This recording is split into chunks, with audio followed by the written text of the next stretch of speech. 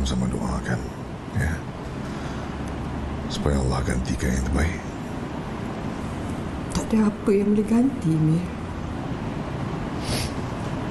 Jangan cakap macam tu, Mir. Allah tahu apa yang terbaik untuk kita.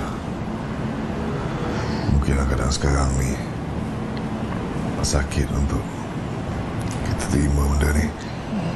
Abang tahu. Saya tak nak dengar apa-apa lah daripada awak. Yang sakit tu saya, bukan awak pun.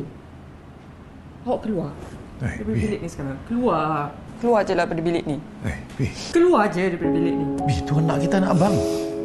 Dia abang tak rasa sakit langsung ke? Awak sakit?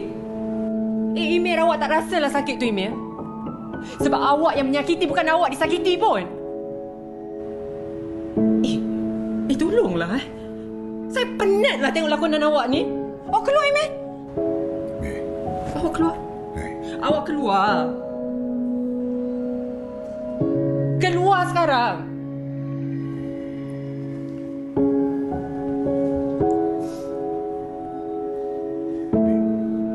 Keluar. Awak keluar je lah. Awak pun bukannya suka sangat duduk dalam bilik ni. Keluar. Keluar. Itu dia sedutan dari drama perempuan itu yang sekarang ni tengah tular ataupun viral di Tonton HD. Yang boleh tonton di Tonton HD. Orang cakap itu perempuan itu. Tapi perempuan ini merasakan. Perempuan ini macam mana? Perempuan ini merasakan memang kadang-kadang apabila berlakunya satu perkara yang dipendam terlalu lama yang akan menyebabkan kesedihan, kemarahan tidak diluahkan, tidak dikongsikan, akan menjadikan satu rasa benci yang meluap-luap orang kata. Yang akhirnya bila diterjemahkan itu boleh menimbulkan masalah rumah tangga. Terima kasih kerana berkongsi kisah benar itu bersama kita penonton-penonton wanita. Saya tolong perempuan itu. Ya, okey. Tapi banyak juga sebagai kisah yang dikongsikan. Okey, sedikit di Facebook kami. Kalau kita tengok ni daripada Rahmah. Dia kata kalau hati dah benci, lihat barang-barangnya pun benci. Apatah lagi sebut namanya. Okey, lagi satu daripada DR Siti Farhan ni. Dia kata lelaki dan perempuan jangan benci sama-sama. Cakap aja benci, lama-lama jadi couple. Seperti orang putih cakap, the more you hate, the more you love it. Tina Osman ni pula akhir dia kata benci tapi rindu. Betul juga tu, kadang-kadang orang kata subconscious mind tu kan. Okay. Tapi tak apa, kita nak kongsikan tentang topik kita pada hari ini. Yang saya kira hangat juga sebab ramai dah orang mula hantar komen di Facebook kita bila hati dah benci ini, bersama dengan dua tetamu kita yang alhamdulillah tak pernah benci tapi sayang je pada program wanita hari ini. Kita bersama dengan Sharifah Syahra. Apa khabar? Sihat. Dapat rasa kasih sayang tu. Terima kasih. Dapat belum benci lagi. Belum lagi. Dan dia juga bersama perunding pembangunan potensi diri kita, Coach Fauzul Naim. Terima kasih kerana sudi lagi menyayangi saya. Alhamdulillah. Itu baru lagu yang sayang menyayang. Okey, kita hari ini nak kongsikan tentang topik bila ada benci ni. Benci ni dia bukan sebenarnya dalam konteks hubungan rumah tangga saja. Kalau kita kongsikan konotasinya mungkin lebih meluas. Tapi hari ini kalau kita nak fokuskan kepada dalam konteks hubungan rumah tangga ini sendiri, Cik Fauzul, apa yang perlu dan boleh kita faham tentang perkataan benci itu sendiri? Okey, bila menyebut tentang benci, benci ini sebenarnya adalah dipanggil sebagai emosi secondary atau emosi sekunder yang berasal usul daripada emosi-emosi lain. Emosi lain itu contohnya kita pernah disakiti. Kita pernah kecewa. Kita pernah rasa takut. Dan semua itu membawa kepada kebencian dan kemarahan. Dan kita kena faham, benci ini adalah satu emosi yang cukup bertenaga tinggi, berkuasa tinggi. Dia seumpama seekor binatang yang ada dalam diri kita. Yang mana bila masa dia boleh menerkam. Bergantung kepada sejauh mana kita melayannya. Kalau kita layan itu dengan penuh kasih sayang, dia mungkin menjadi kucing yang comel. Namun begitu... Kucing comel macam mana? Kucing yang comel. Namun begitu... Kalau kita diapi-apikan perasaan tersebut, dia mungkin berubah menjadi harimau yang garang. Sebab itu kita kena berhati-hati dalam melayan kebencian. Sebab itu ada satu kata-kata yang cukup menarik oleh Gautama Buddha. Dia kata apa? Memegang benci dan memegang kemarahan adalah seumpama menggenggam bara yang menyala. Yang kita nak lontar kepada orang, tapi kita dulu yang terbakar. Kita dulu yang terkorban akibat perasaan benci itu. Sebab itu bila sebut tentang kebencian ini, saya boleh katakan bahawa kita kena banyak tomak nina. Kita kena banyak stop sekejap. Pause sekejap. Sebelum kita nak membenci, kena tanya dulu 2 persoalan yang penting. Okey, itu nanti. Itu nanti. Yang itu nanti. Nanti dulu. Tapi kita nak share pada Syora jugalah. Okey. Bila berhadapan dengan situasi, pastinya pernah dibenci dan membenci. Jadi bagaimana menghadapi benci itu? Saya yang dibenci saya tak tahu, mungkin ramailah saya tak tahu. Saya membenci tu mungkin ada apabila tahap yang saya dah tak sabar, yang saya rasa benda tu berulang-ulang, perbuatan yang sama berulang-ulang sampai tak ada ending. Last membuatkan kita dia menawarkan kita kebencian kepada dia. Itu sampai tahap saya. Sebab saya susah nak benci orang. Saya benci sebenarnya short period je. Kemudian saya akan kembali fikir positif. Tapi kalau benda tu berpanjangan sehingga kan membuatkan bila nak stop ni? Maknanya habislah. That's it lah. Stop lah. Habislah tu. Habis ada dinding dah depan ni. Faham. Okay. Tapi kadang-kadang kan benci ni saya cakap diri sendiri jugalah. Kadang kita tak tahu sebenarnya perasaan tu benci ke sebenarnya marah ke ataupun terlalu sedih yang menyebabkan kadang-kadang kita rasa macam itu. Kita terus letak dinding tu. Dan kadang-kadang benci tu, Syora, setuju ataupun tidak, kadang-kadang kita bukan semestinya benci pada individu. Ada ketikanya kita benci pada keadaan ataupun situasi tu. Betul, saya setuju. Tapi ianya bercampur. Ianya bercampur, itu yang menjadi kebencian. Benci ni tak boleh sekali je. Marah terus benci. Tak. Dia mesti bercampur. Dia macam rojak. Bila bercampur, dikumpulkan, dia melebihi daripada bila kita lihat kebaikan daripada keburukan. Jadi itu yang perbuatan dia tu. Perbuatan tu yang sampai berulang-ulang tak ada ending tu, saya rasa memang benci je lah.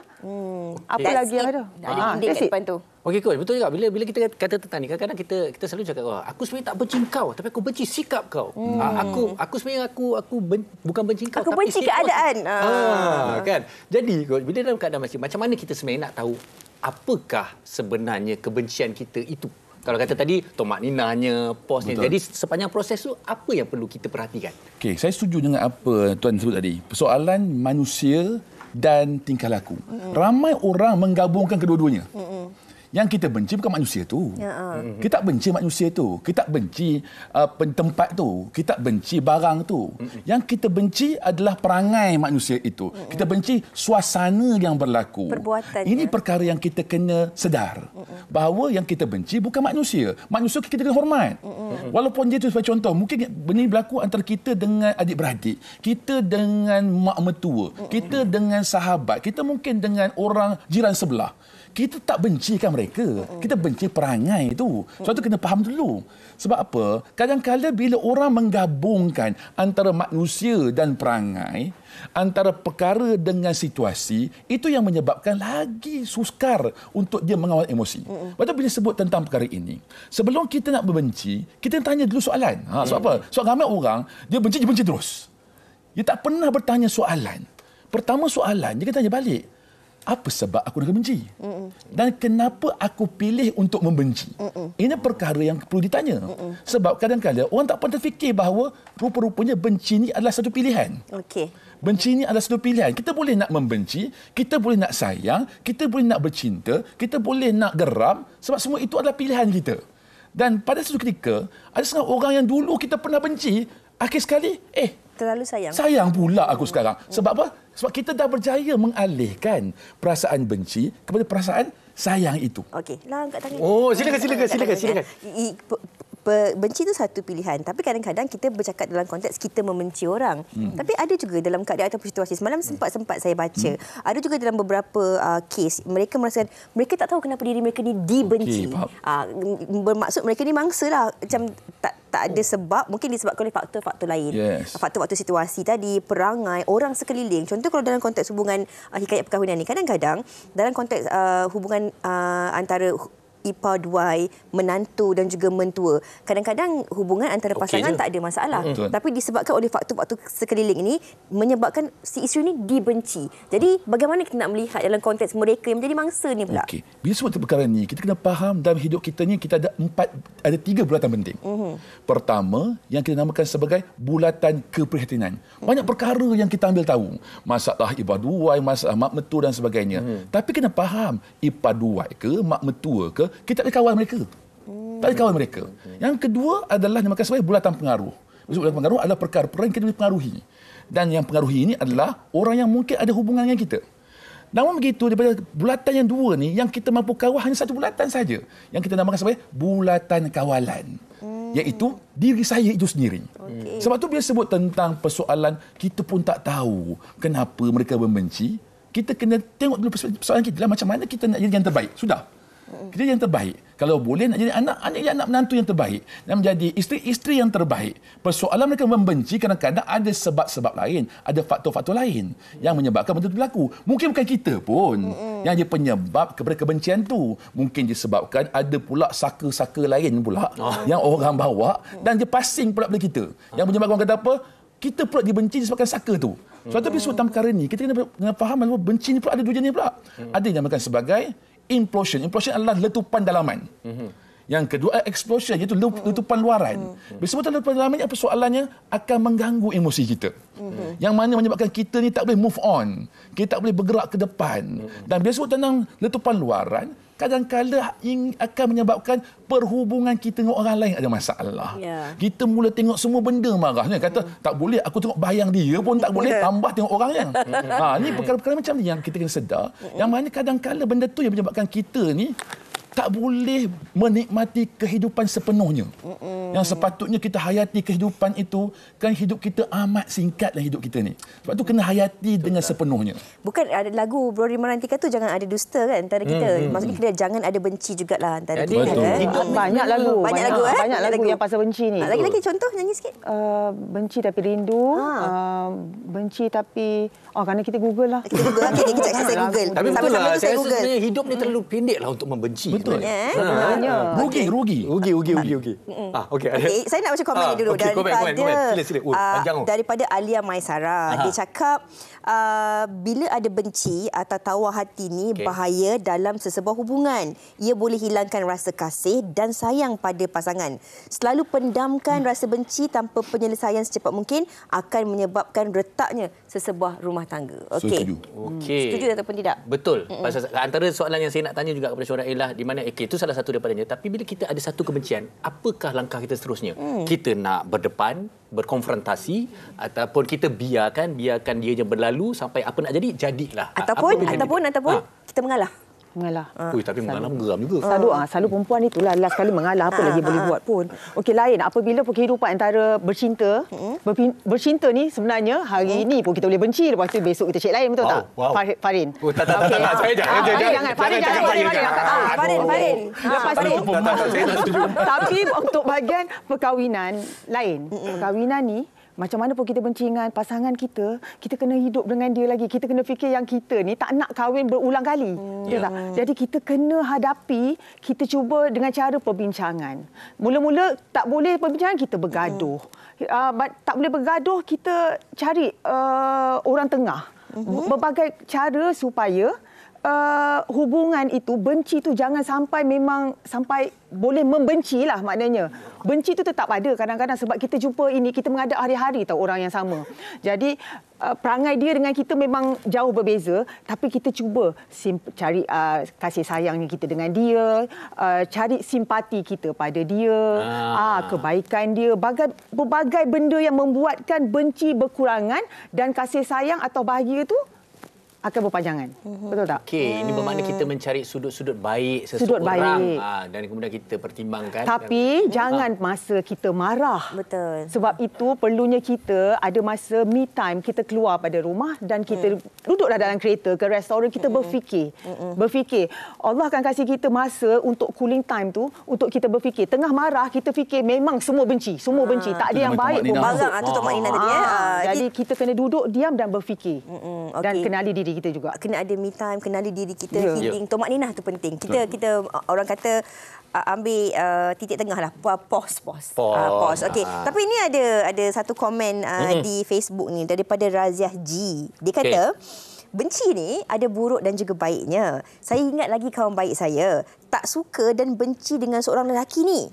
Asal tengok je muka lelaki tu, terus dia cakap macam-macam. Tapi bila selepas beberapa tahun saya jumpa dia, alangkah terkejutnya saya, orang yang dia benci tak suka tu jadi suami dia. Jeng. Macam mana pula ni? Ini ada lagu ni, dia kata benci ku sangka sayang. Macam mana tu? Itu Kak Syura sebenarnya. Kak Syura Abang Mukris. Mula Abang Mukris datang skip reading, Kak Syura tak suka dia. Sebab dia rambut panjang. I tak suka rambut panjang, I suka rambut macam Farin masa ni. Masa tu. Farin bukan Farin lah. Macam tu. Tapi tak sangka bila dekat set, agaknya dia cuba ke? Dia try lah. Ya Allah, dah berapa? 15 tahun dah. Alhamdulillah. Rupanya. Tapi okey, itu situasi yang mana kita tahu. Okey, benci tapi macam mana boleh tersayang pula? Dia ayat macam mana pula? Ataupun kadang-kadang kadang-kadang ni mungkin Farin ataupun Faizul boleh jawablah. Ataupun kadang-kadang bila macam seorang lelaki dia rasa apabila seorang perempuan tu menunjukkan sikap tak suka, menjauhkan diri, macam rasa ada benci tu, jadi itu menjadi satu cabaran untuk dia berusaha lebih. Cik Fazul, dia nak cakap tu play hard to get. Kan. Macam mana tu Cik Faizul?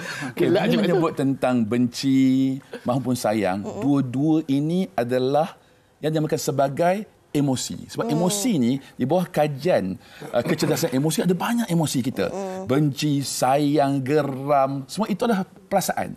Dan bila ada perasaan, maksudnya sudah ada perhubungan. Sebab itu dia sebut tentang perkara tadi. Isu tentang mungkin benci pada awalnya, tapi masa itu dah wujud dah perhubungan. Dan mana perhubungan yang menyebabkan kita dah mula menarik perhatian. Dan tinggal lagi nak mengubah sahaja. Daripada perasaan itu, perasaan yang mungkin pada ketika itu kita rasa macam tak suka. Ini dan sebagainya. yang Syura kata tadi kan, tak suka rambut panjang ni. Itu dan akhirnya benda itulah juga menyebabkan kita terpandang benda yang baik. Sebab itu bendanya adalah fokus. Apa fokus kita pada ketika itu? Kalau fokus kita nak mencari salah, memang jumpa salahnya. Tapi kalau kita fokus nak cari kebaikan, nak cari perkara-perkara positif, insya-Allah banyak perkara jumpa. Insya-Allah. Dia sebenarnya pilihan lah. Satu pilihan. Okey, penerbit kita kata ada sesuatu yang nak kongsikan. Betul. So kita tengok Nina kejap. Kita dengarkan pendapat orang ramai. Saya tengah fikir nak benci siapa. Kita tengok dulu.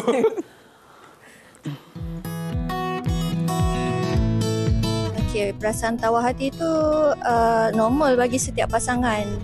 Tapi apa yang penting, bila kita dah start rasa tawar hati, kita kena cari balik apa yang membuatkan kita rasa suka dengan pasangan kita. Mungkin satu masa dulu kita pernah jatuh cinta dengan dia, kita cari balik chemistry tu. Kita ni sebagai husband and wife, benda tu biasa dalam rumah tangga. Orang kata asam garam. So untuk mengelakkan benda-benda ni berlarutan, contoh kalau bila masa kita bergaduh tu, bila seorang tengah panas, seorang kena cool down. Bila dia jadi api, kita kena jadi air. Macam akak punya perangai, akak akan buat tak tahu, lepas tu akan cuba untuk settlekan benda tu dalam keadaan tenang. Tu akak punya perangai pula kalau bergaduh tu menggunakan WhatsApp. So kita takkan ada macam yang bertengkar. Kita bertenang dulu, kita cari balik apa yang kita rasa kita pernah suka pasangan kita cari balik waktu tu, kita ambil masa untuk bertenang sendiri.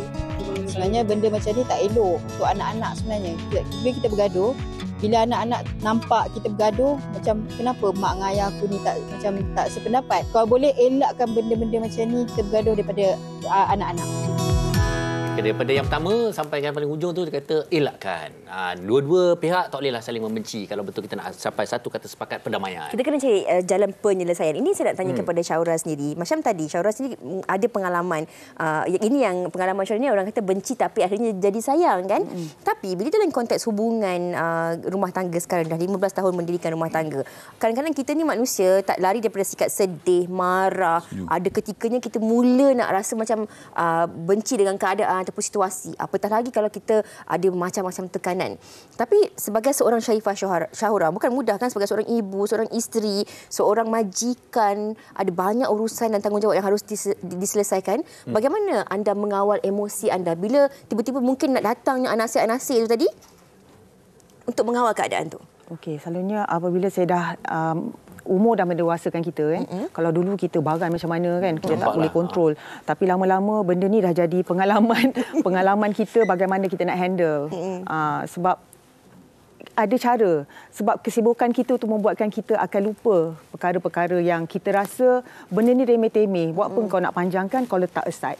Kau buat benda lain yang rasanya boleh bermanfaat seperti buat kerja office ke atau buat something yang memang akan buatkan kita lupa benda tu sehingga dia baik sendiri. Okey. Tapi bolehkah hakikatnya baik sendiri ni? Sebenarnya Pasal boleh. it's a distraction. Dia Self-heal. distract je. Tapi dia hilang sendiri. Kalau Boleh. jumpa balik benci juga. Tak, kalau hubungan suami isteri lah. Okey, Kalau okey, dah okey. kerap berlaku, kadang-kadang kita benda tu kita dah rasa macam ni je, makan popcorn je, Farid. Dia dah macam popcorn je dah. Sebab apa? Sebab nanti besok jadi lagi. Makan popcorn. Abang tengok je. ke ni? Rasanya lah. Sebab Kak Chora tengok dia sendiri pun macam tu. Kalau kita orang, contohlah, tipulah kalau kita tak bergaduh. 1 jam, 2 jam lagi, dia boleh tanya benda lain. Okey, jom kita makan. Dah lupa dah. Dah. Sebab benda tu dah, kita tahu dah proses dia. Kalau kita panjangkan lagi, dia akan jadi lagi benci. Jadi apa kata kita full stopkan je. Yang kita nak as a perempuan ni tahu, coach, adalah lelaki memulakan conversation.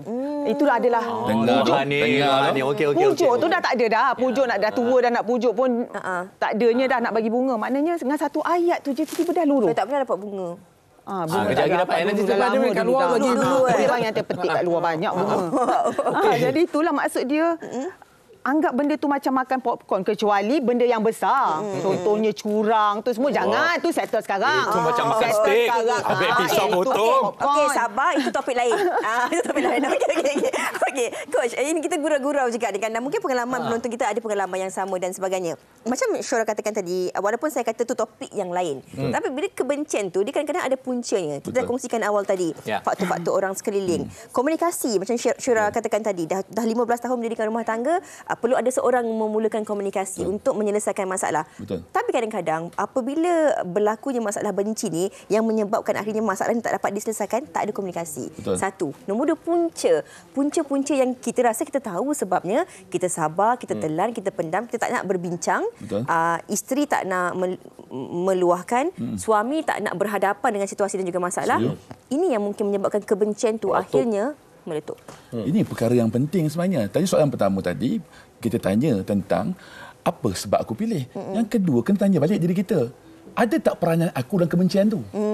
Tu kena tanya soalan tu. Sebab kadang-kadang sebenarnya kita pun ada peranan menyebabkan peristiwa benci itu wujud. Kadang-kadang disebabkan kita tak bertindak.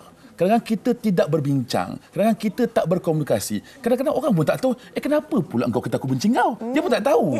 Kenapa? Sebab contoh, katalah saya dan Tuan Farid kita ni ada masalah. Padahal tak ada masalah pun. Cuma kita main sangka-sangka. Baru saya sebut kepada ramai orang, terutama yang mana student yang masuk khusus saya, kata apa? Berhenti bersangka-sangka. Takut jadi saka.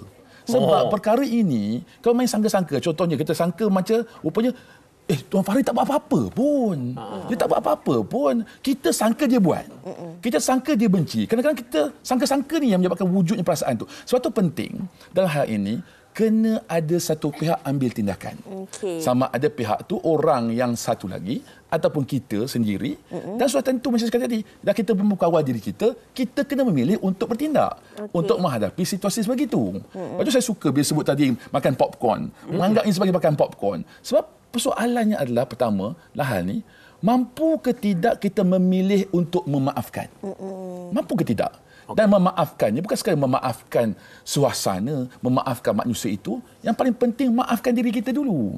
Kadang-kadang kita ni membenci, kita sebenarnya menyusahkan diri kita. Coach dah jawab soalan terakhir saya nak tanya nanti. Menyusahkan diri kita. Sebab bila menyusahkan diri kita, contoh, disebabkan benci, darah tinggi naik. Contoh. Disebabkan benci, tengok apa pun semuanya tak cantik. Kan benda tu menyusahkan hidup. Apa kata kita memaafkan? Tapi bisa kita faham. Persoalan maaf ni bukan persoalan kita mengiktiraf kejadian, mengiktiraf perangai orang tu. Perbuatan orang tu. Sebab kadang-kadang perbuatan orang tu memanglah kita tak suka perbuatan tu. Kita tak iktiraf perbuatan tu. Cuma memaafkan atas dasar untuk kita bergerak ke depan. Dan hidup dalam masa kini. Bukan hidup dalam masa lepas. Orang putih kata move on. Yes, move on. Tapi, ini saya nak kongsi satu benda. Kalau macam kita cakap maafkan, orang selalu cakap maaf kat mulut je tau. Tapi, aku tak tahu aku maafkan kau. Tapi dalam hati geram lagi. Setuju. Pun ada juga. Bila kita bersama juga, bila kita cakap pasal redha juga. Sebut kat mulut je. Tapi kita, hati masih lagi tak move on lagi. Tengoklah perbuatan. Yelah. Bergantung pada perbuatan tu. Betul tak? Betul tak? Tolong backup. Tengoklah perbuatan kategori apa. Kalau level tinggi sangat, susah nak maaf. Okey. Bawah boleh lah. Ini seperkara lagi. Saya nak tanya tentang wah seronok tentang tindakan satu pihak dengan satu pihak. Tapi akan ada sikap-sikap manusia juga yang lari daripada komunikasi. Yang kemudian dia anggap perkara ni kita biar akan habis boleh begitu settle. sahaja. Sebenarnya hakikatnya tidak. Jadi kalau nak berhadapan dengan situasi macam ni ataupun orang yang macam ni sentiasa mengelak, sentiasa menganggap benda tu habis begitu saja, macam mana? Adakah kebencian itu akan berterusan? Kadang-kadang orang ni dia ambil, dia tak nak berkomunikasi secara konvensional. Dia berkomunikasi meluahkan perasaannya mungkin dengan kawan ke ataupun meluahkannya di media sosial ke hari ni. Ya, itu yang terjadi. Di media sosial, daripada kawan-kawan sampai ke orang luar, pada keluarga. Bersangka-sangka. Ya. Tapi itu memang terjadi. Tapi macam mana lelaki selalu macam tu. Dia cuba elakkan. Dia cuba elak tak, kebanyakan yang mengelak masalah ni adalah lelaki. Ya ke? Sebab perempuan akan serius. Pam end up dia macam dah lah, jangan fikir benda kecil. Semua benda dia ambil benda kecil. Tak macam nak cerita ni. Tapi nak menjawab soalan itulah. Coach, tolong coach. Saya tidaklah nak menidakkan apa yang Cik Puan kata tadi. Memang lelaki ni dia bukan persoalan lelaki lari, tidak. Soal lelaki dengan lelaki memang macam tu. Kan? Lelaki memang macam tu. Sebab dia kata apa? Sebab tu lelaki dia boleh nak bergaduh depan, lelaki hajat ngetih. Dia tak kisah. Sebab bagi dia dah lepas-lepas lah. Tapi dia berbeza pula dalam hal tu. Lelaki kena faham pula bagaimana untuk melayan hati perempuan berbeza. Dia tak boleh layan sama. Tak boleh layan sama. Sebab tu bila sebut begini, sebab tu ada seorang pakar kata apa? Lelaki ni dia akan berusaha untuk mengelakkan semua benda jadi satu. Contoh, kalau sebut saja dalam otak lelaki ni ada ruangan kotak untuk hobi, ada ruangan kotak untuk rumah tangga, ruangan kotak untuk kerja. Dan dia akan pastikan semua kotak ni tidak ada sentuhan.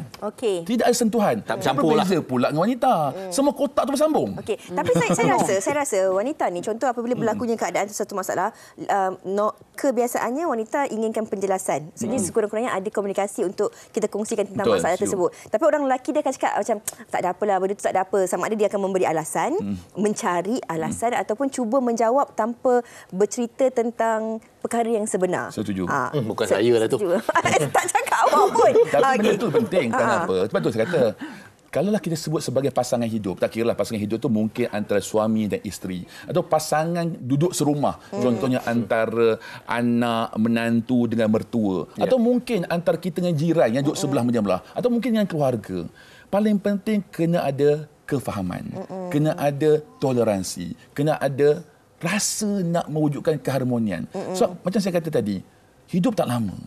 Kadang-kadang kita ni kan, bila orang tu dah meninggal, baru kita kata apa?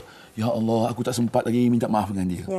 Dia bila sampai tahap pada usia sekarang ni lah, saya juga dah usia 40-an ni kan. Kadang-kadang tengok, setiap hari ada je berita orang mati. Ada je berita orang mati dalam Facebooknya, dalam WhatsAppnya. Dan kadang-kadang kita kata apa? Ya Allah, inilah orang yang aku nak jumpa, yang aku nak minta maaf pada dia. Lepas tu kita tak nak sampai tahap macam tu. Tak nak sampai tahap macam tu. Apa kata sekarang ni, kita maafkan semua orang ni. Maafkan semua orang dan move on semua orang dan menganggaplah peristiwa yang berlaku tu peristiwa silam. Yang kita jadikan itu sebagai episod-episod gelap kita dulu yang kita nak bawa kepada episod-episod yang lebih bahagia di masa depan. Itu harapan kita. Bersambung selepas ini. Macam Akasia. Okey, kita bercakap tentang memaafkan, move on dan sebagainya. Tapi kadang-kadang bila kita cakap tentang benci ni, bila ada benci ni, kita cerita apa faktor-faktor penyebabnya, masalah yang menjadi punca dan sebagainya. Tapi kadang-kadang tidak semua dalam kalangan kita ni bertuah boleh berkomunikasi. Dan kadang-kadang kita tak ada konklusi, tak ada jalan, closure. tak ada jalan penyelesaiannya, penutupnya tu. Macam mana sebenarnya kita nak melihat dalam konteks ini perlunya ada titik tengah untuk kita menyelesaikan masalah benci ni? Sebab kadang-kadang kalau kita perasan dalam konteks hubungan rumah tangga ni, masalah yang tak dapat diselesaikan, tak ada komunikasi, akhirnya kita akan jumpa di mahkamah syariah. Kita akan pergi ke pejabat agama dan sebagainya. Kalau boleh kita tak nak sampai perkara ini berlaku, apa yang boleh kita bantu penonton-penonton kita? Mungkin Syura boleh mulakan dulu. Kalau saya rasa kalau keadaan dah tak dapat dikawal, end je relationship. Betul tak? Maknanya putuskan hubungan, selepas ni kita akan jumpa orang baru, lebih positif, dia pun akan jumpa orang baru. Tapi kalau kita rasa kita masih sayang lagi perhubungan tu, kita cuba sedaya upaya untuk jaga hubungan tu supaya dia menjadi lebih baik masa akan datang. Usaha untuk memperbaikinya. Usaha kalau kita tak nak. Tapi selalunya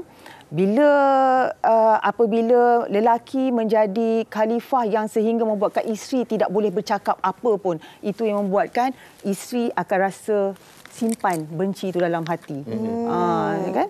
Maknanya dia terpaksa akur. Macam mana pun kau tidak boleh meluahkan satu perkataan pun disebabkan aku khalifah. Lain dapat kalau macam jenis yang macam kita, macam saya atau dengan suami saya, kami boleh bercakap lagi. Ketua, tapi ada jenis yang memang tidak boleh bercakap langsung. Yalah, macam dengar cakap dia je kan. Dia settle lah. Sekali kalau tu dia naik je tangan. Itu yang perempuan akan simpan dan itulah jadi yang sekarang ni. Okey, saya rasa kita pernah menghampiri ke penghujungnya, tapi kita masih ada masa untuk bercakap. Jadi Tuan Fazrul, kita nak menyambung kepada yang Syurah katakan tadi. Kalau kita lihat sebenarnya, okey, antara pilihan benci, dah tak boleh kawal, kata kita berpisah. Okey, tetapi berpisah juga kita akan melalui satu lagi episod menguruskan kebencian itu juga sebenarnya dalam kehidupan kita masa akan datang. Jadi untuk menyimpulkan saja tentang menguruskan rasa benci, bagaimana dan apa yang terbaik untuk kehidupan kita. Dalam kehidupan kita kena sedar kita sentiasa berada dalam satu hukum. Hukum ini adalah hukum sebab dan akibat. Apa sahaja berlaku ada sebabnya. Dan sebab itu yang akan mewujudkan hasil-hasil yang berlaku dalam hidup kita. Lepas tu bila sebut tentang sebab dan akibat inilah paling penting kita kena berusaha untuk melihat perspektif macam mana untuk kita urus. Dia bukan isu tentang apa, urus. Urus. Macam saya kata, pertama, maafkan.